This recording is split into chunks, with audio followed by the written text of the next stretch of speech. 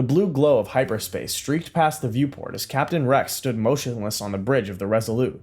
His fingers drummed against his thigh plate, an old habit from cadet days on Camino. Behind him, the steady thrum of the Star Destroyer's engines provided rhythm to racing thoughts. Echo approached, cybernetic implants clicking softly in the silence.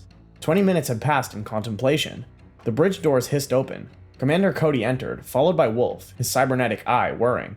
They'd come alone, as requested. No escort, no questions. Rex turned to face them, pulling out a small holo projector. Five's image flickered to life, wild-eyed, desperate, pointing at his own head. Medical scans appeared, revealing the organic chip nestled deep in brain tissue. The inhibitor chips, they'd been told, made them less aggressive, but when had clones ever struggled with following orders? Echo stepped forward, pale face drawn with memory. The Techno Union had accessed his neural pathways, revealing fragments of programming, contingency orders. Order 66, complete termination of all Jedi officers. The weight of revelation hung heavy. In a makeshift surgical suite, tech from Clone Force 99 prepared his equipment. One by one, they freed themselves. Rex, Cody, Wolf, Bly, dozens of officers choosing their brothers and their Jedi over blind obedience. The network grew carefully, quietly, each freed clone making their own choice about who to trust. Where before there had been unquestioning obedience, now there were questions. Where there had been programming, now there were choices. I'm not asking you to commit treason, I'm asking you to choose. Choose to be men with free will. Where do we start? Before we move on, I'd like to ask you a small favor. If you're enjoying this content so far, please take a second to like this video and subscribe to the channel. Over 98% of you watch these videos without subscribing. Imagine what we could accomplish if everyone subscribed. We thank you all for your continued support. The rescue mission above Coruscant unfolded like a deadly ballet. General Grievous's flagship hung in space like a metal predator, the Chancellor supposedly trapped within. Anakin and Obi-Wan's fighters danced through the battle, laser fire painting deadly patterns against the stars. But below, in the hangar bay of the Resolute, Rex and Cody watched with growing suspicion. Every obstacle overcome with suspicious ease, like a parade route carefully orchestrated. When the Jedi returned with Chancellor Palpatine, Rex noticed what others missed. The lingering gazes on Anakin, subtle manipulation in every word and gesture. The Chancellor played grateful victim perfectly, but Rex had witnessed too many performances to be fooled. His brothers felt it too, the wrongness of it all, the orchestrated nature of their endless war. Later, in a secured communication room, Rex made a decision impossible weeks earlier. Opening an encrypted channel to Senator Bail Organa represented treason by Republic standards, yet free will demanded action. The conversation was brief but momentous. A captain reaching out to a senator about concerns that could reshape the galaxy. Rex spoke of observations, patterns, and growing certainty that their chancellor orchestrated more than just politics. The seeds of rebellion weren't planted in grand gestures, but in quiet moments of clarity. When soldiers began thinking for themselves, when programming gave way to conscience, the Republic's carefully constructed facade began cracking. Rex and Cody had seen too much, understood too deeply. Their freedom of thought became the first domino in a chain that would topple an empire before it could rise. Senator, we need to talk about the Chancellor and what's really happening to the Republic. It's like a bloody parade route. Since when does Grievous make anything easy? The secret meeting materialized in Coruscant's industrial districts, far from gleaming towers of power. Bail Organa and Mon Mothma arrived separately, faces hidden beneath heavy cloaks. Rex and Cody waited in shadows, accompanied by an unexpected figure, Ahsoka Tano. The former Padawan had answered Rex's encrypted call without hesitation. Trust forged in battle transcended formal chains of command. Rex revealed the truth about control chips to the senators. Every clone trooper, programmed with contingency orders including systematic Jedi termination. The revelation struck like cold Durasteel. Slavery disguised as military service. Flesh droids masquerading as men.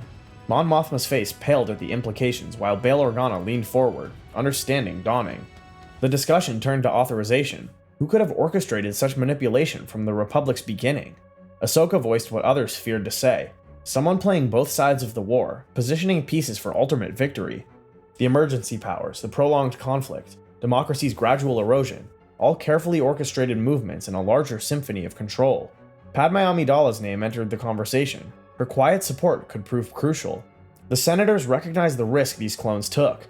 By Republic law, removing their chips constituted treason, yet Mon Mothma stood firm in her conviction. These weren't traitors, but the only beings showing true loyalty to the Republic's ideals. The meeting ended with promises of protection and support. A shadow alliance formed between those who chose freedom over programming, democracy over dictatorship. The board was set for confrontation. "You're not committing treason, Captain. You're the only ones being loyal to what the Republic should be. When the time comes, we'll need your help. The clones who have removed their chips need protection." In his private office, Palpatine sat in darkness, only Coruscant's nighttime skyline providing illumination. Before him, a holographic figure knelt, reporting the disturbing news. Clone officers weren't responding to preliminary activation codes. The carefully laid trap was compromised. His fingers steepled as he contemplated this unexpected variable. Years of planning threatened by soldiers who dared to think. The contingency plans activated swiftly. If the clones wouldn't serve as weapons against the Jedi, he'd turn the Senate itself against them. Fear had always been his greatest tool, and he'd spent years teaching the Republic to be afraid. The propaganda machine accelerated, painting Jedi as power-hungry mystics who'd corrupted military forces for their own coup. Meanwhile, Anakin's nightmares intensified. Visions of Padme's death grew more vivid, more desperate. Palpatine's influence pressed harder, offering forbidden knowledge to save her. The Sith Lord understood that even without the clone's betrayal, Anakin remained the key. His fear, his attachment, his desperate need to control fate, all could be exploited. Red Guard shock troopers received new orders. Loyalist senators were briefed on the Jedi threat. The machinery of democracy would become the weapon to destroy itself. Palpatine smiled in the darkness. The game had changed, but he'd been playing longer than anyone realized. If Order 66 failed, the alternative would prove equally effective. The Jedi would still fall, messier perhaps, but certainty remained. The Republic would become his empire through fear rather than betrayal. "If the clones won't serve as my weapons against the Jedi, I'll turn the Senate itself against them." "My lord, the clone officers are not responding. Something has changed." Anakin found Rex in the temple's meditation gardens, an unusual place for a clone trooper. The conversation that followed shattered carefully constructed illusions. Rex presented evidence, recordings of Palpatine orchestrating both sides of the war. Supply routes leaked, battle plans altered for maximum casualties, systematic elimination of opposing senators. Each piece of evidence struck like a physical blow to Anakin's certainty. Before Anakin could fully process the revelation, Palpatine's summons arrived. Rex's warning echoed in the garden's silence. "Remember who truly stands with you." The weight of choice pressed upon the Chosen One. Not destiny, not prophecy, but simple human decision between manipulation and truth. The temple's atmosphere shifted as forces gathered. Clone units loyal to their removed chips took defensive positions alongside temple guards. The freed clones had made their choice, standing with the Jedi against whatever storm approached. Preparation replaced meditation in the ancient halls. Weapons were distributed, defensive positions established. The temple, symbol of peace for 1,000 generations, prepared for war. Word spread quickly through the Order. Masters recalled their Padawans, knights returned from missions. The Force itself seemed to thrum with anticipation, light and dark swirling toward inevitable collision. Yoda felt it from across the galaxy, as did Mace Windu in the Senate chambers. The moment of truth approached rapidly, not the gradual fall Palpatine had orchestrated, but a direct confrontation where choices would determine destiny. The Clone Wars' true final battle wouldn't be fought in space or on distant worlds, but in the heart of the Republic itself. "General, whatever he tells you, whatever he promises, remember who you really are. This can't be real." Anakin arrived at Palpatine's office to find the Chancellor staring at the cityscape, his back turned. The pretense had ended. When Palpatine turned, his face had transformed. Not physically, but something in his eyes revealed depths of darkness previously hidden. The temperature seemed to drop as truth finally emerged from behind carefully maintained masks. Palpatine spoke of Jedi betrayal, of corrupted clones, of legitimate authority under threat. But his words rang hollow against Rex's evidence. Then came the targeted strike, mentioning Padme, the nightmares, offering power to save her. The Sith Lord's greatest weapon had always been intimate knowledge of personal fears. Anakin stood at the crossroads, lightsaber within reach, choice hanging in the balance. The door burst open. Mace Windu entered with Kit Fisto and Agen Kolar, lightsabers ignited. Behind them came Rex, Cody, and freed clones with Cortosis weave shields. This wasn't Palpatine's planned isolation, but a coordinated strike. The Sith Lord laughed, lightning erupting from his fingers. The battle erupted in chaos, Jedi pressing forward while clones provided covering fire. Then Padme entered in the doorway with Bail Organa and Mon Mothma, Senate guards behind them, not to arrest Jedi, but Palpatine himself. Evidence in hand, democracy's true defenders had come. Anakin's choice crystallized. Blue lightsaber joined purple, and together they drove the Sith back. The duel wasn't about prophecy or destiny anymore. It was about choosing friends over fear, trust over power, love over control. "Choose, Anakin, her life or theirs." "I don't need your power to save her. I have something better. People who truly care about us." The battle spilled from office to Senate chamber, a running fight that left destruction in its wake. Yoda arrived, having sensed the disturbance in the Force, adding his ancient strength to the assault. 3 generations of Jedi, Grandmaster, Council Member, and Chosen One, united against the Sith Lord who'd orchestrated decades of suffering. The symbolic power resonated through the Force itself. Palpatine activated hidden commands, summoning red-robed guards and loyalist forces. His final gambit, executing Order 66 despite everything. The command went out across the galaxy to every clone commander, every unit in the field. The moment of truth had arrived. Would programming override the choices they'd made? Would fear triumph over freedom? Across the galaxy, clone commanders received the order, and across the galaxy, they refused. Cody's hologram appeared in the chamber, his response echoing through the Senate. We don't take orders from traitors. From Kashyyyk to Utapau, from Felucia to Megiddo, freed clones stood with their Jedi against the betrayal. The unity of refusal broke something fundamental in Palpatine's control. His concentration shattered, defenses weakening. Mace's purple blade found its mark, piercing through failing barriers.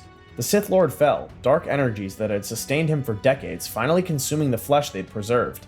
But even dying, Palpatine smiled with terrible knowledge. The Republic would still fall, not to Sith rule, but to its own shattered faith. His legacy would be the death of trust itself. Victory came, but at a price none had anticipated. The revelation of Palpatine's true identity sent shockwaves through the galaxy. HoloNet broadcasts reached every system, every world that had suffered through years of manufactured war. Separatist leadership surrendered immediately, their puppet master gone, their cause revealed as elaborate deception. General Grievous, cornered on Utapau without support, fell to Obi-Wan's blade. The war that had defined a generation ended not with triumph, but with hollow realization. Faith in the Republic shattered overnight. Systems began declaring independence, not in rebellion, but in simple distrust. How could they trust a government that had been so thoroughly manipulated? The Senate convened emergency sessions that devolved into shouting matches. Some demanded Jedi control, others military rule, still others complete disillusion. Mon Mothma and Bail Organa fought desperately for reform, for transparency, for a new democracy built on harder-earned wisdom. The Republic as we knew it is dead. What comes next is up to us. The Jedi Council met in damaged chambers, lightsaber burns still scarring ancient walls. They faced their own reckoning. How had they been so blind? How had they become generals instead of peacekeepers? Yoda spoke of attachment to the Republic clouding their vision, of pride preceding the near fall. Blind we were, attached to power we had become. Learn from this, we must. The Order would need reformation as dramatic as the government itself. Clone troopers faced their own crisis. Bred for war, what purpose remained in peace? The Senate voted to grant them full citizenship, a hollow gesture to some, liberation to others. They'd earned freedom through choice, but freedom brought uncertainty. Some remained as peacekeepers, others dispersed across the galaxy seeking purpose beyond battlefield commands. The Grand Army of the Republic dissolved, replaced by local defense forces and voluntary service. Padme's labor came early, triggered by political battles and emotional exhaustion, but surrounded by medical droids and Jedi healers, with Anakin present and no dark side clouding judgment, she survived. Luke and Leia were born healthy, their futures no longer shadowed by their father's fall. The dynasty of Skywalker would be one of choice, not destiny, of love rather than loss.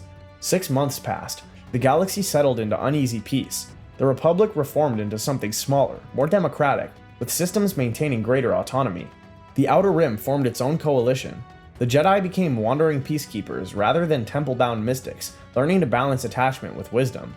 They would guard peace without controlling it, serve without ruling. Anakin stood with Obi-Wan on a distant planet, helping refugees rebuild. No longer the chosen one of prophecy, but simply a Jedi Knight choosing to help. The nightmares had faded, replaced by peaceful sleep beside his living wife, his growing children. He'd faced his darkness and chosen light, not through denial of attachment, but through trust in those attachments. Do you ever wonder what would have happened if things had gone differently? You faced your darkness and chose light. That's all any of us can do. The conversation between master and former apprentice touched on possibilities, on paths not taken. Every choice created ripples, every decision shaped futures. Obi-Wan spoke of balance, not the absence of darkness, but the conscious choice of light. Anakin had learned that destiny was nothing compared to decision, that fear of loss could be conquered by acceptance of love. The Force sang with new harmony, not perfect, but genuine. Ahsoka found Rex on the temple's highest tower, watching sunrise paint Coruscant in golden light. They stood together, representatives of a new alliance between Jedi and soldiers, between those who served and those who chose. Below them, the galaxy struggled towards something unprecedented, not empire or republic, but a confederation of free systems, each choosing their own path while maintaining bonds of mutual defense. Rex spoke of the future, of clones discovering identity beyond warfare. Cody had opened a tactics academy, teaching strategy to civilian defense forces. Wolf became a detective, hunting war criminals with the same determination he'd once pursued separatists. Echo joined intelligence services, his unique abilities serving peace rather than war. Each clone's choice validated Five's sacrifice, proving they were more than their programming. Five saved the galaxy. We can honor him by living the lives he wanted us to have, free ones. For the first time in our lives, we get to choose. It's terrifying, but it's also incredible. The Jedi Order transformed as well. Younglings learned attachment could strengthen rather than weaken, that emotion properly channeled enhanced rather than corrupted. The Code adapted, acknowledging that absolute detachment had nearly led to their destruction. Balance meant harmony, not absence. Love, properly understood, could be the greatest strength. As twin suns set on the horizon, the galaxy embraced its uncertain future. No prophecy guided them, no destiny commanded them. Only choice remained, messy, complicated, beautifully free choice. The Clone Wars would be remembered not as democracy's fall, but as the moment soldiers became men, duty became decision, and the galaxy learned that no chain was stronger than the will to break it. In the Force, Five smiled, his sacrifice having purchased not just survival, but transformation. Free will had triumphed over programming. Brotherhood had conquered betrayal. The future belonged to those who dared to choose. If you enjoyed this journey into the shadows of what might have been, remember to hit that subscribe button and join us for more explorations of the infinite possibilities within that galaxy far, far away. May the Force be with you, always.